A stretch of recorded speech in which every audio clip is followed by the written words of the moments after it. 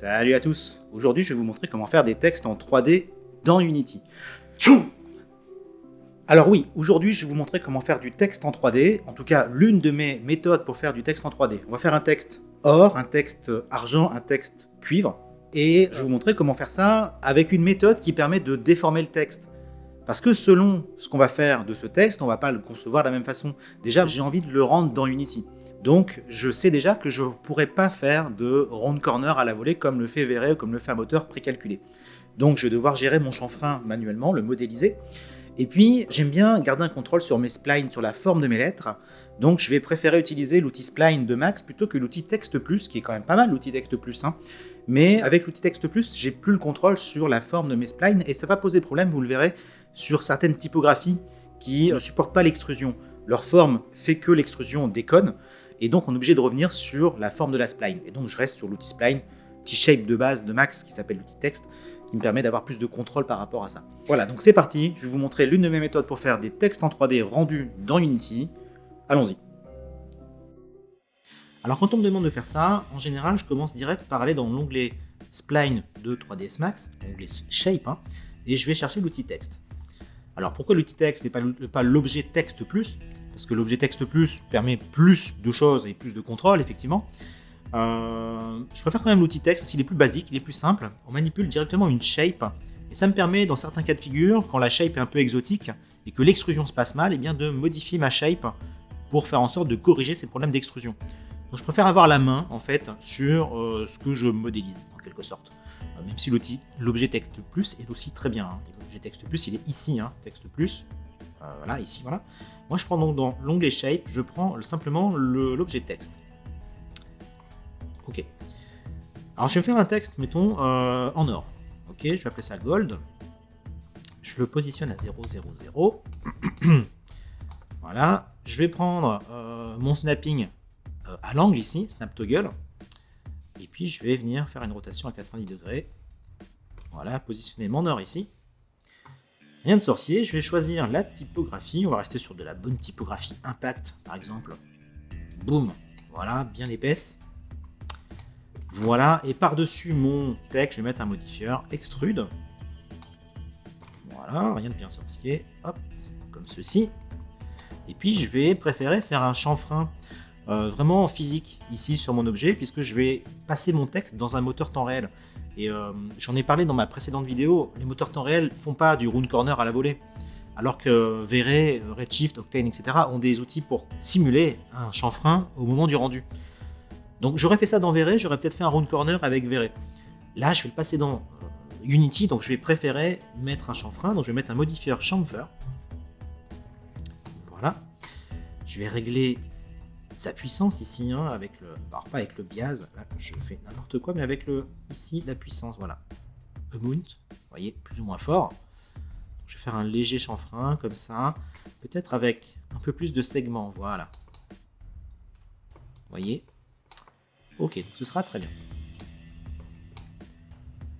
Alors maintenant, ce dont je vous parlais, si on a un texte un peu exotique, mettons que maintenant, je vais écrire Silver, donc je copie, je duplique mon objet, j'appuie sur Shift, je fais glisser mon objet, j'en fais un clone, d'accord, une copie, ce sera mon texte numéro 2.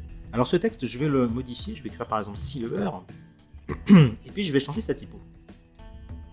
Vous allez voir qu'il y a certaines typographies qui passent pas très bien. Ça vous arrivera souvent. Vous voyez là, j'ai des lettres ici qui, sur cette typo un peu asiatique, ne fonctionnent pas au niveau de l'extrusion. Alors c'est pas grave parce que en utilisant l'outil texte, eh bien ce que je peux faire c'est, vous voyez, l'extrude et le chamfer ici, mes modifieurs, qui me permettent de faire mon extrusion et mon arrondi. Je vais les couper, je vais faire clic droit, cut. D'accord ? Voilà, simplement pour pouvoir les remettre par la suite. C'est pour ça que je les ai coupés parce qu'après je les collerai à nouveau. Alors ce texte là, je vais le convertir en spline. Je vais faire clic droit, editable spline. Voilà, donc maintenant mon texte est devenu une spline, d'accord, et par-dessus maintenant je vais recoller mes modifieurs. Donc ça me permet de ici revenir au niveau de ma spline et d'afficher le résultat ici avec cette petite icône, pouf, tout en restant sur mon modifieur de spline. Et en fait ce qui va se passer c'est que je vais identifier sur ma spline des zones qui posent problème. Je mets en vue face. Voilà. Et en fait, en général, ce sont toutes ces zones ici qui sont un peu trop étroites, ou qui se chevauchent, qui peuvent poser problème. Il suffit de manipuler un peu l'objet jusqu'à trouver ce qui déconne. Alors, là en l'occurrence, tac. Alors, qu'est-ce qui déconne ici? Ah, là, vous voyez, voilà, j'ai identifié le problème. Regardez. En fait, là, il y a trop de trucs là. Là, c'est du caca là. Donc là, je vais simplement supprimer ce petit point là. Supprimer celui-là. Ou celui-là. Il y en a même deux, il y en avait plusieurs en un en fait. Ah ouais. Donc voilà, donc là c'est important de regarder ce qui se passe un peu sur la shape. Il y a toujours des trucs des fois un peu bizarres. Là on n'est pas trop mal. Alors ici, j'aime pas du tout ce qui se passe là. N'hésitez pas, hop là, à retoucher un peu la typo. Voilà, là on n'est pas trop mal. Si j'aime pas tout ce qui se passe là, quoique si, ça passera bien ça. Ok. Voilà, vous voyez un peu la problématique des typos comme ça un peu exotiques. Là c'est pareil, alors là c'est assez flagrant. Là ce qui va se passer c'est que, hop là, je vais faire remonter un petit peu cette forme là. Vous voyez, le fait qu'elle se chevauche là, fait que l'extrusion ne peut pas se faire. Donc, hop, je remonte un peu ça. Et voilà, je vérifie ici. Ici il y a des petits problèmes aussi. On va essayer de corriger ça. Je me demande s'il n'y a pas deux points. Non, il n'y a pas deux points, mais ici on va élargir un peu l'angle là. Voilà, la tangente, on l'élargit un peu. Là c'est pas mal. Voilà, donc là ça m'a l'air pas mal. Vous voyez, ça m'a pas pris beaucoup de temps. Hein. En tout cas, j'ai une typo un peu exotique et qui fonctionne. Ah, là, un petit souci aussi. Alors, qu'est-ce qu'il a celui-là? Ah là, oula, oui. Là, il doit pas aimer ça. Lui. Supprimer. Là c'est pareil. À mon avis, c'est... Voilà, on va rester plus simple. Voilà. Silver. Ok, ça marche. Donc, vous avez vu, c'est pour ça que je reste avec l'outil texte plutôt qu'avec l'outil texte plus. Ok, donc maintenant je vais dupliquer celui-ci et je vais écrire devinez. Je vais écrire quoi? Copper. Et ouais. Subtil, hein. Puis on va changer de typo. Voilà, donc je vais choisir cette typo là.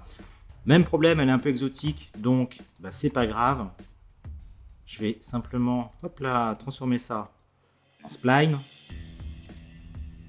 Recoller mes modifieurs et venir éditer ma spline en vue face jusqu'à identifier ce qui déconne.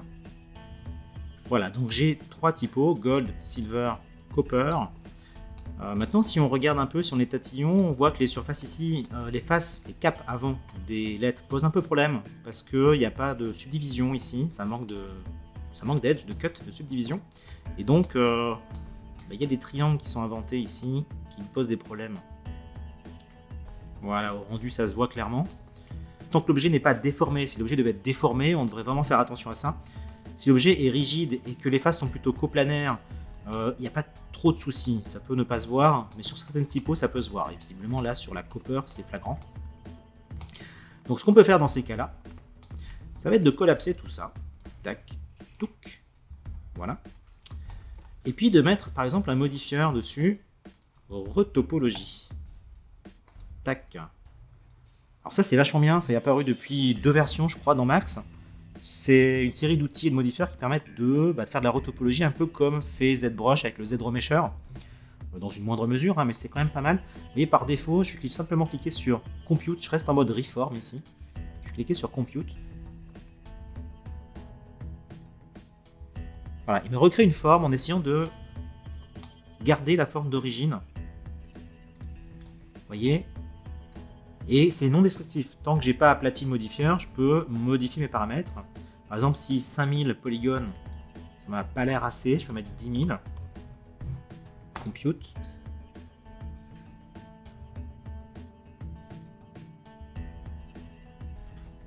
Voilà, donc ça je garde un peu plus la forme d'origine. Plus de polygones, 10 000.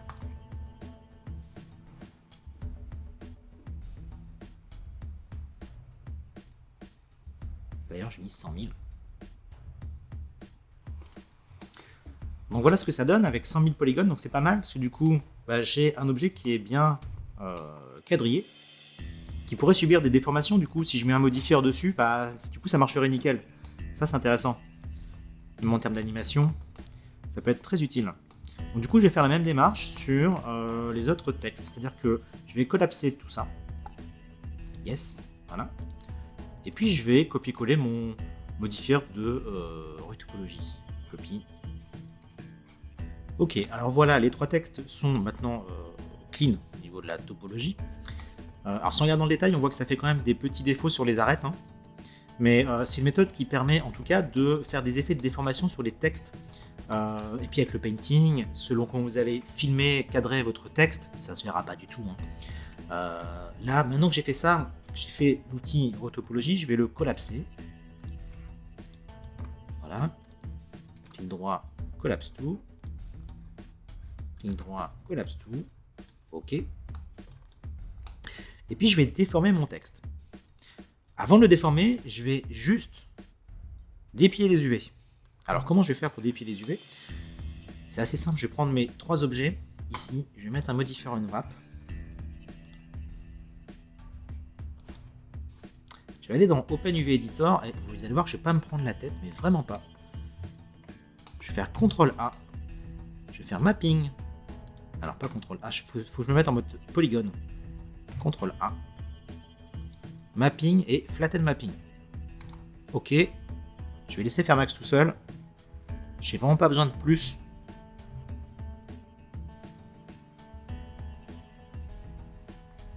Voilà. Donc ça fera très bien l'affaire pour ce que je vais en faire, vous allez voir. Alors vous avez vu que c'est 3 objets séparés, mais je les ai pris ensemble, j'ai mis un seul unwrap. Ça veut dire qu'ils sont tous les 3 dépliés sur le même espace UV.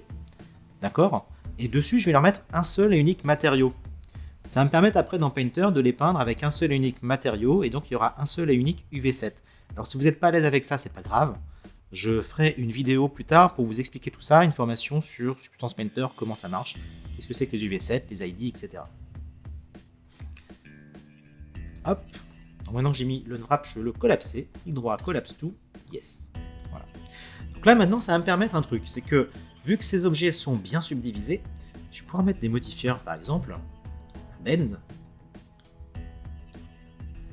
Hop. Voilà. Je peux faire des effets. Allez, hop, comme ça.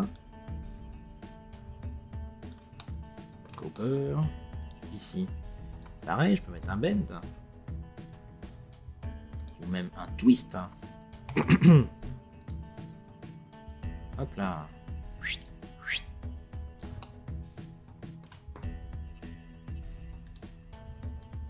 Comme ça.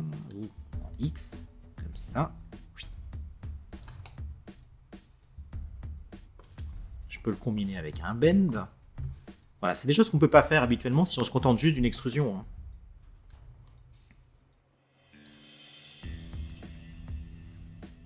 Voilà, pour faire des logos par exemple, ça peut être assez sympa. Qu'est-ce qu'il peut y avoir? Le taper par exemple.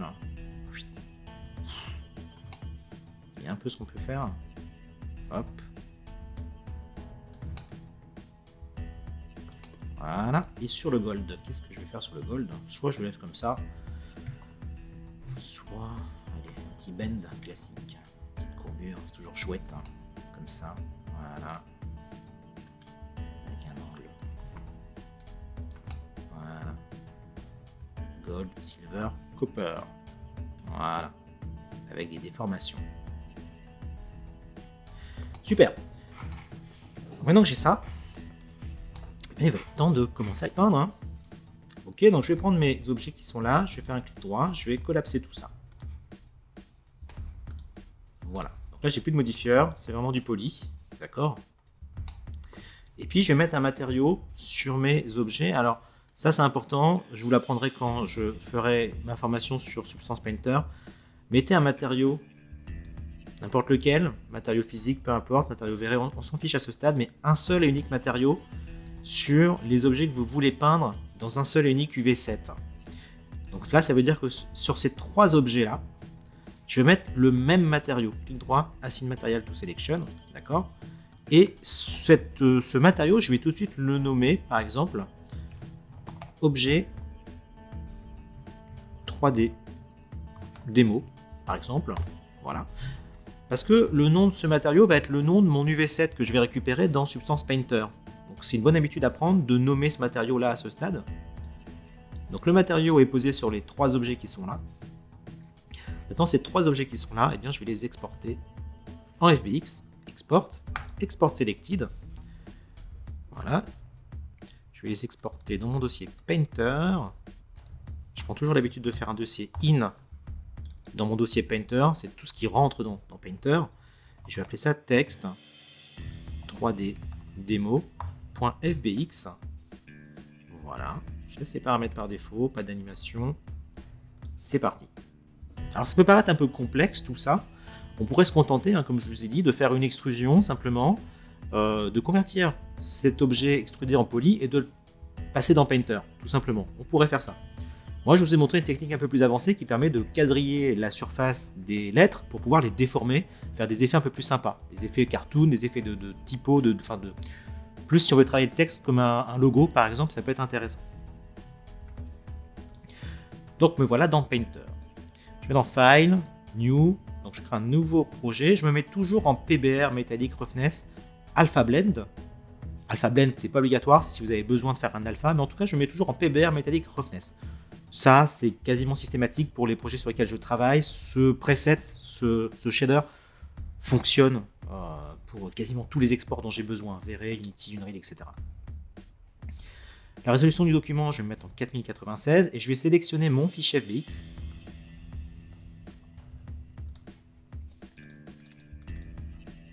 Voilà.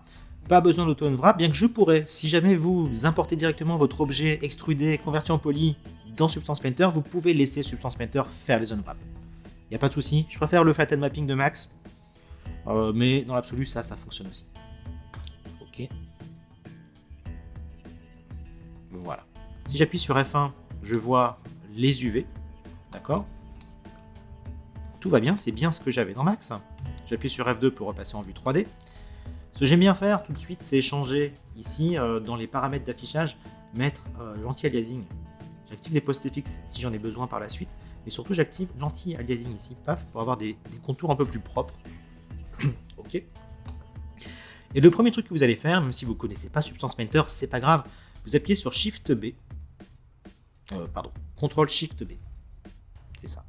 Ctrl Shift B, ça ouvre les outils de baking. Alors l'interface a changé, est devenue un peu plus compliquée, elle est beaucoup plus utile qu'avant, elle est très intéressante. On ne va pas se concentrer sur le tour de l'interface, je ne vais pas vous montrer ça pour l'instant. Ne vous occupez pas de ce que vous voyez à droite, mais occupez-vous plutôt de ce que vous voyez à gauche. Vous avez ici un UV7 qui s'appelle Objet 3D Demo, c'est le nom du matériau que j'ai posé dans Max. Et ici, je vais choisir la résolution de calcul de mes mesh maps. Alors, je vous expliquerai ce que c'est dans ma prochaine vidéo. Je vais mettre en 4096. Et je vais dire Use Low Poly Mesh as High Poly Mesh. Je n'ai pas de mesh High Poly. Je vais baker simplement mon Low Poly sur lui-même, en fait. Donc, je coche cette case-là.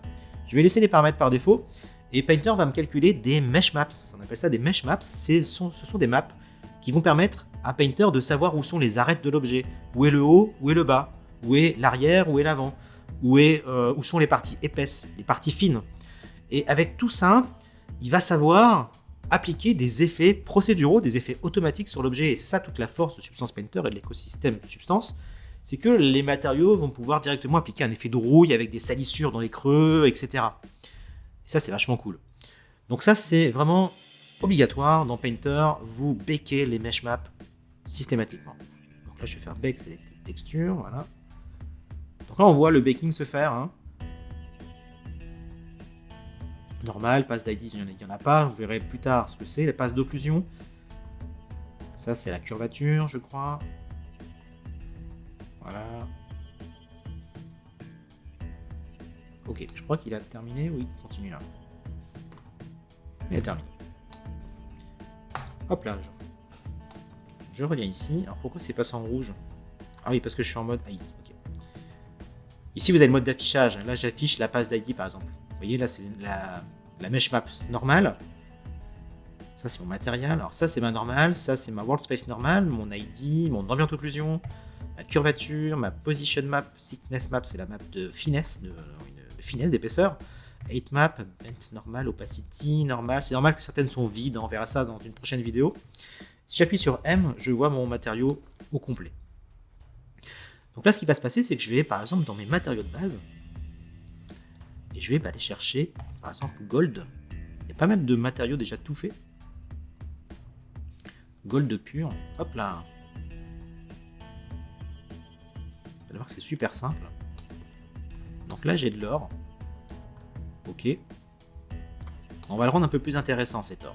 Et puis surtout, on veut qu'il s'applique uniquement sur l'or, pas sur silver ni sur copper. Bah, c'est assez simple, je vais créer un folder. Ok, je vais mettre mon matériau d'or dans ce folder. Et ce folder, je vais l'appeler or. Ensuite, sur ce folder, je vais mettre un black mask. Hop là. C'est comme dans Photoshop, c'est un masque de fusion. Comme mon masque est noir, bah, le contenu de mon dossier s'applique sur rien du tout. Donc, une fois que mon masque est sélectionné, je vais passer ici en mode sélection de polygone sur la gauche. Polygon fill. Je vais passer en mode objet, mesh fill. Voilà. Et maintenant, quand je vais cliquer sur un objet, ça va me faire un masque sur cet objet. Un masque blanc. Ça veut dire que du coup, bah, mon masque de fusion maintenant s'applique sur cette partie-là. Voilà, donc tout ce qui est dans ce folder va juste s'appliquer sur le texte gold. D'accord? Donc vous avez compris, maintenant l'idée c'est de faire un folder silver sur lequel je mets un black mask. Ce black mask en mode polygon fill, je vais venir ici sélectionner les lettres qui m'intéressent. Voilà. Et du coup maintenant si j'applique un matériau silver, par exemple silver pur ici, là il s'applique que sur mon silver.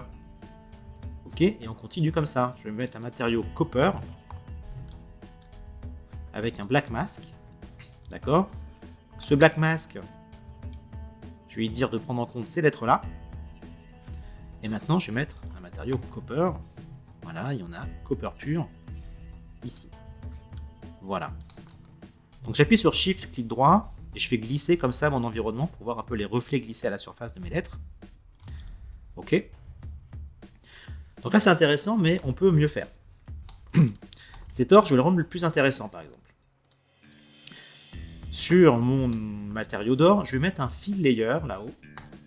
Voilà, add fill layer. Et je vais décocher la plupart des canaux. Alors on verra ça pareil dans une prochaine vidéo, vous en faites pas. Je vais peindre uniquement la color ici. Par défaut, on peint tous les canaux.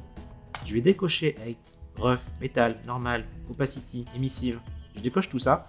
Je peins juste la color. Ça veut dire que, que je peins que le canal color de mon matériau. Et sur ce layer que j'appelle color, je vais même l'appeler arête parce que vous allez voir que ça me permet de cibler les arêtes. Je vais faire une faute, arrête. Je vais mettre sur ce fill layer un black mask. Et sur ce black mask, une fois qu'il est sélectionné, je vais mettre un générateur. D'accord? Et une fois ce générateur sélectionné, ici je peux choisir le générateur que je mets sur ce black mask. Et je vais choisir le curvature. Voilà. Et c'est là qu'on voit toute la force de Substance Painter, c'est que mon fill layer gris ici s'applique uniquement sur les arêtes de mon objet. Et je peux ici changer mes paramètres de curvature pour avoir un effet plus ou moins marqué. Vous voyez, plus ou moins contrasté, si je veux. Voilà. Et à n'importe quel moment, je peux revenir sur la base ici de mon fill layer et changer la couleur. Vous voyez? Donc ça c'est intéressant parce que ça va me permettre de faire de l'or un peu plus joli, un peu plus modulé, avec des arêtes, vous voyez, avec une teinte différente. C'est plus subtil que de l'or pur comme ça. Ça c'est intéressant. Et si je veux, je peux très bien dire, ok, ce fill layer, je ne peins pour l'instant que la couleur, mais je pourrais changer la brillance. Je pourrais dire, ok, les arêtes sont un peu usées. Je pourrais dire, moi je vais changer la roughness. La roughness, vous voyez, par défaut, elle a cette teinte un peu là, grise. Si je la mets vraiment en noir, ça va briller beaucoup plus. Et juste les arêtes vont briller beaucoup plus, vous voyez. Si je la mets en blanc, ça va être très mat. Voilà. Et donc là, j'ai la surface de mes lettres qui est brillante et les arêtes qui sont mates. Voilà, donc ça permet vraiment de faire des effets assez précis. Donc là, moi, je vais rester sur quasiment la même brillance. Hein. Ok. Et ensuite, on peut être encore un peu plus subtil si on veut rajouter, par exemple, un peu de variation sur la brillance de mes lettres. Si je veux les salir un petit peu, mais de façon très subtile, eh bien, je vais utiliser un fill layer. Je vais appeler ça, par exemple, rough, comme roughness. Et sur ce fill layer, moi, je ne veux peindre que la roughness cette fois. Donc, je décoche tous les canaux sauf la roughness. D'accord? Qui va prendre le dessus hein, sur tous les canaux qui sont en dessous. Donc, maintenant, ma roughness va être pilotée que par ce fill layer là. Donc, je peux choisir, vous voyez, de faire mes lettres très mates ou très brillantes. Et moi, ce qui m'intéresse, c'est par exemple de les faire très brillantes, mais que à certains endroits. Donc, je vais par défaut les mettre brillantes comme ça, et je vais mettre un black mask. Ça, c'est une méthode qui revient très souvent dans Substance Painter, de mettre un fill layer, de choisir les canaux qu'on veut peindre sur ce fill layer, puis de mettre un black mask dessus. Et seulement sur ce black mask, mettre un générateur, un fill, ou ce qu'on veut, ou le peindre, etc. Moi, là, je vais mettre par exemple un fill layer. Fill, ça veut dire que ça va remplir mon layer d'une image. Vous voyez, dans Grayscale ici, je peux choisir ce que je veux mettre. Et là, il y a pas mal de noise. Si je tape noise, j'ai accès à tous les noise de Substance Painter et je peux prendre par exemple Clouds ici. Voilà. Et là, on voit que en jouant sur la balance, hop, et sur le contraste, et aussi sur l'échelle ici, le tiling. Voilà. Vous voyez que je suis en train de rajouter en fait des variations dans la brillance de mes lettres. Là, ça se voit clairement, vous voyez ces petites taches là. Voilà. Et la brillance globale, je la règle en revenant à la base sur mon fill layer qui est là. Fill layer qui ne contient que le canal roughness, et donc je peux rechanger ce canal roughness et dire ok, mes lettres sont plutôt mates ou plutôt brillantes à la base. Voilà, et le tout modulé par mon black mask qui contient des nuages. Vous voyez la logique? Et ça, c'est un truc important à connaître parce que ça sert extrêmement souvent dans Substance Painter. Voilà, donc là, j'ai d'un seul coup de l'or qui est beaucoup plus intéressant. Je vais rendre l'effet beaucoup plus subtil. Hein. Tac.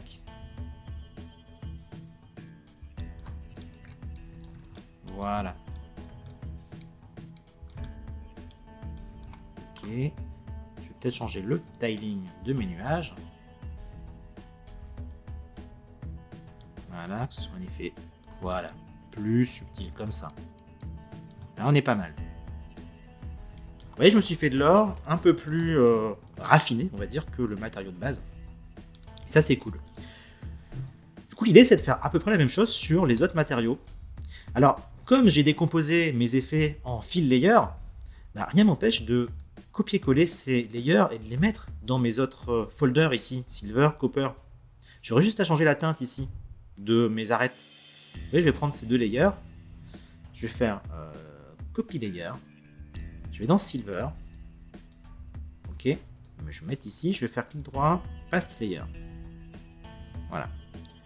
Et donc là j'ai mes effets qui s'appliquent sur mon silver. Et j'ai plus qu'à changer ici sur ce fill layer arête, eh bien la couleur que je souhaite. Voilà. Soit, vous voyez, ça peut être intéressant de faire un silver plus sombre sur les arêtes, c'est sympa aussi.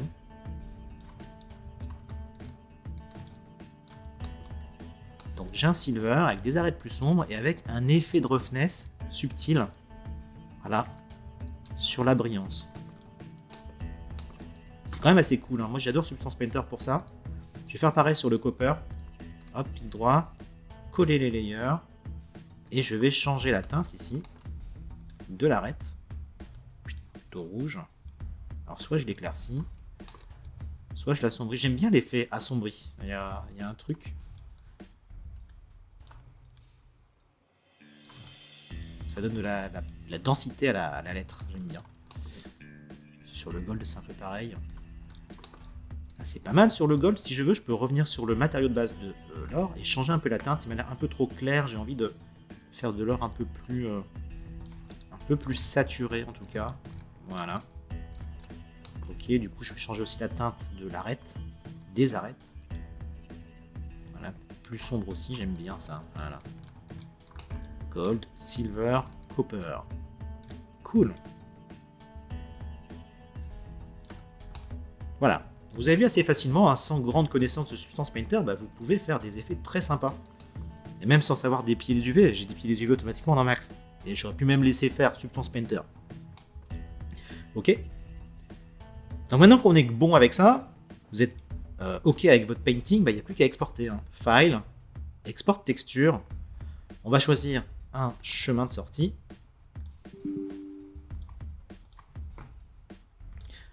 Donc en général, je me crée toujours un dossier Painter Out. Je sais que dans ce dossier, je vais trouver les maps de sortie de mon objet. Et souvent, je me crée même un dossier avec le nom de mon objet et le type de texture que je sors. C'est une bonne habitude à prendre. Par exemple, si j'appelle ça texte 3D démo, parce que c'est mon objet qui s'appelle texte 3D démo, underscore, je vais appeler ça Unity HDRP. Parce que je vais sortir mes maps dans un format Unity HDRP. Si c'était pour Vray en Metallic Roughness, je rappelais ça Vray Metallic Roughness. Ça me permet de, quand je navigue dans mon projet dans le futur, de savoir à quoi correspondent ces maps. Hein. Prenez cette habitude. Voilà. Et je vais choisir le preset tout de suite. Unreal HDRP. Qui est ici. Pardon. Pourquoi je dis Unreal, hein? Ah, le lapsus. Unreal. Unity. Le preset Unity HDRP Pipeline Metallic Standard.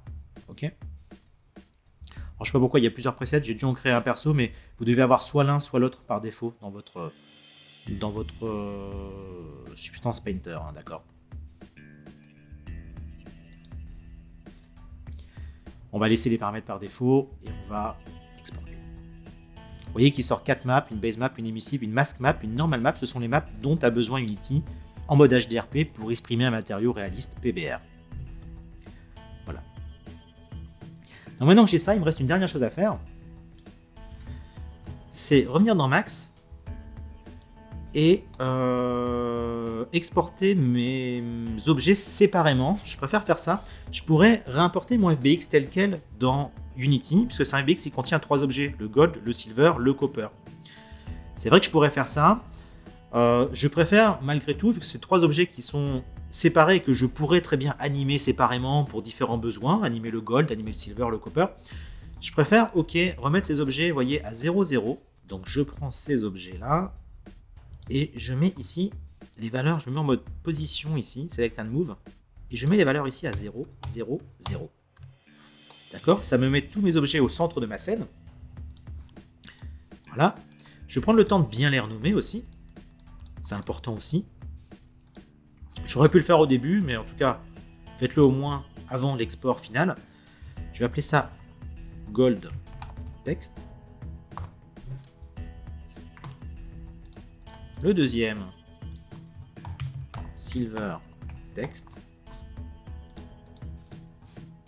Le troisième, Copper Text. Voilà. Donc c'est important d'essayer d'être propre comme ça.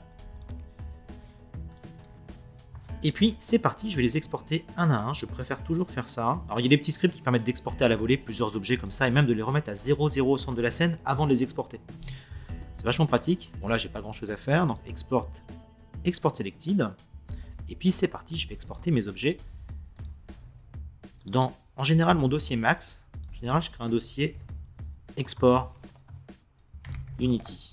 Et je sais que dans ce dossier, je vais trouver les mèches destinées à Unity.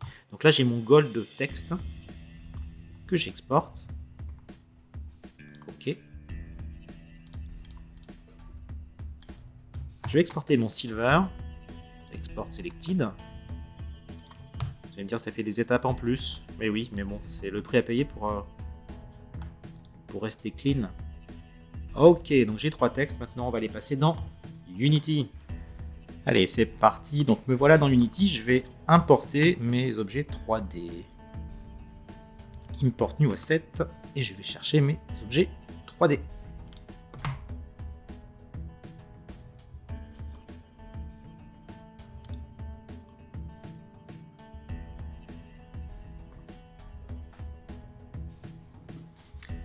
Voilà, donc ils sont bien là.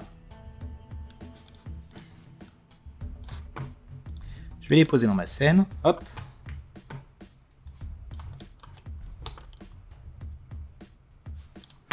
Ok, donc le copper, le silver qui est là. Ok. Le gold. Ok. Tac, tac.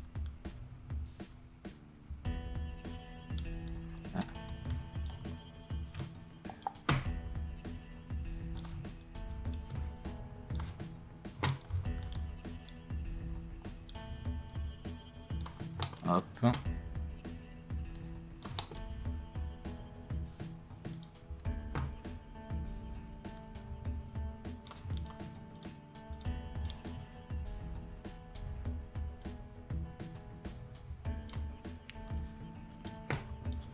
Voilà, je vais mettre leur matériau. Alors déjà, je vais importer les maps. Hop, clic droit, import new asset. Je vais chercher mes maps qui sont dans Painter Out, ici. Voilà, et je vais créer un nouveau matériau. Clic droit, create, matériel. Je vais appeler ça texte 3D démo. Voilà. Donc ce matériau, je vais le mettre sur mes objets, ok. Et puis je vais commencer dans ce matériau à mettre les maps au bon endroit. Donc dans la base map, je vais mettre ma map de base map. Voilà. Ok, donc on voit qu'on commence à récupérer la couleur. Super. Ensuite, dans la mask map, eh bien, la map tout simplement qui s'appelle mask map.